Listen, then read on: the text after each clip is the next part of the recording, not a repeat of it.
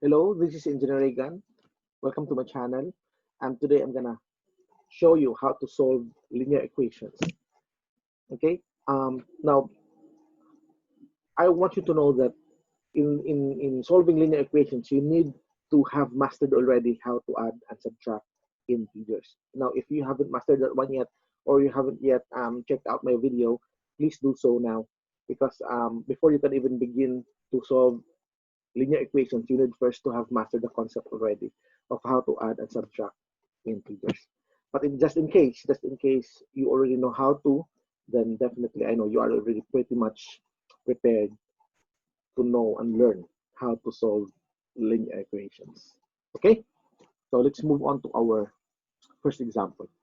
In our first example, you have here 6x plus 3 equals to 2x plus 11. Okay, so for simplicity's sake, um, our purpose, or the first thing we need to do, is we need to place all the like terms on the other side of the equation, and then the other ones as well to the right side. Now, since in this particular example, you only have two like terms. Okay, you have the ones with the variable x and the constants. So again, for simplicity's sake, let's combine all the ones with the variable on the left side and then the constants on the right side. And for us to do that, we will need to transpose them. When I say transpose, you need to transfer, okay, as a particular term from the one side of the equation to the other side. So this becomes 6x. We will transpose the 2x to the left side. So from positive 2x, it becomes minus 2x. Always. That always happens, okay? And then 11 stays.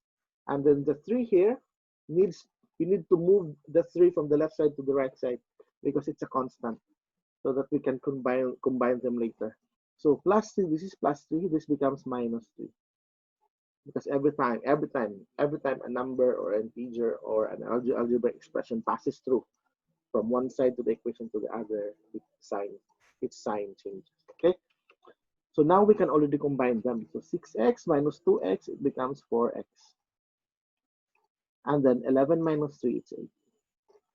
Now what we're after here is to solve for x, right? So we need to get rid of the coefficient 4, this one. And for us to do that, we just have to divide each side by the same coefficient 4. Okay, so that this one cancels out. All you have left is x is equals to 8 divided by 4. Okay, I hope I made that clear. Let's go to our second example. Okay. Negative 8y plus 5y minus 18 is equals to 2y plus 12. Okay, so our variable here is y. So once again, to make it easier for us to solve this, we will just have to place all the ones with the variables on the left side and the constants on the right side. But even before we begin to do the process of transposing, let us first check whether there are already terms that you can combine. And in this case, yes, on the left side, you can combine already the negative 8y plus 5y. So let's try to combine them.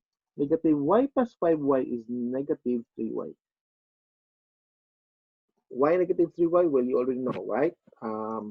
If you add integers with unlike signs, you directly subtract them and then you copy the sign of the bigger number.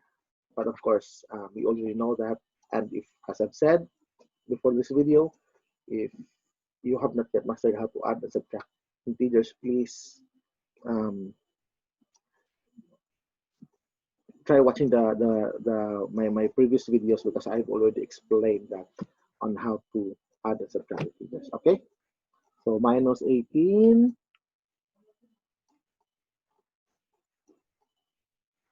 plus 12. Okay, so from here you no longer have anything that you can combine. So by this time you can already start transposing. Okay, so you now have negative 3y. 2y here should be transposed to the left side. This is plus 2y, it becomes minus 2y. And then you have 12. You have minus 18 here, the constant 18 from the left side, transpose it to the right side. This is minus, so this becomes plus. You transfer it. Okay? So negative 3y minus 2y, this becomes negative 5y is equals to 12 plus 18, you have 30. Again, we're only after of the value of y. So we need to get rid of the coefficient negative 5. So therefore, we will just divide each side by negative 5. Cancel this one out. Y is equals to 30 divided by negative 5 is negative 6. Okay, why negative 6? Just in case you forgot, when you divide unlike signs, the answer is always negative. Meaning when you divide positive by a negative, the answer is negative. Or by vice versa. Negative divided by a positive number, still the answer is negative. Okay? So that's the value of Ry. Okay, let's have our third example. Okay, this is it. 4x minus 4 plus x plus 6 is equals to 6x plus 20 minus 4x. Now, this is a quite lengthy, but then don't worry, because still this can be solved.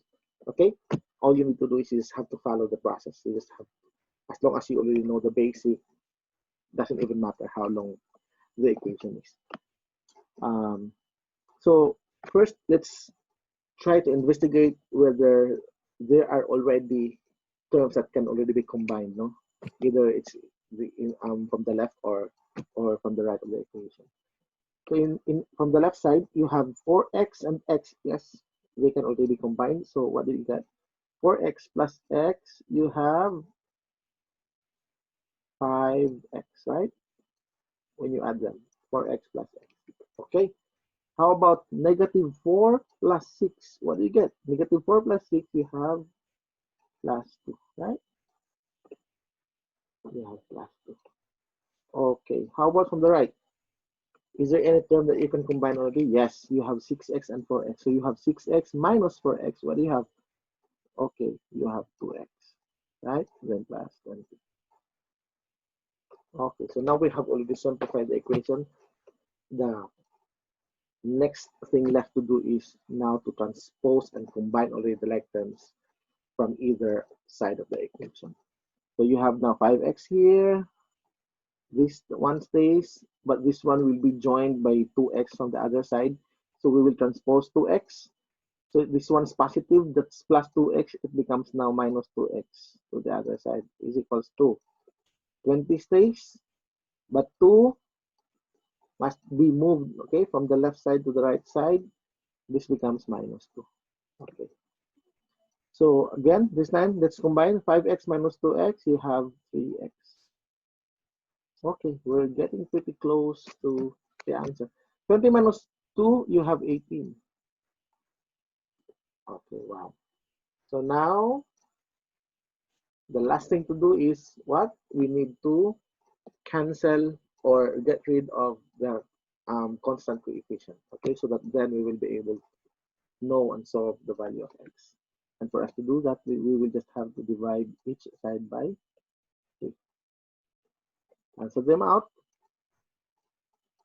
So you have 18 over 3 or divided by 3, you get 6. That's now the value of your x. Okay? So I hope I was able to make it very clear for you. And please watch out for my next videos because I will still be doing linear equations, but this time I will be tackling on the more complex problems. Okay? So that's it. Please subscribe to my channel, or if there's anything you would want me to discuss, any topic about mathematics, then please leave your comments down below and let me know about it. Okay, guys, that's all. Bye.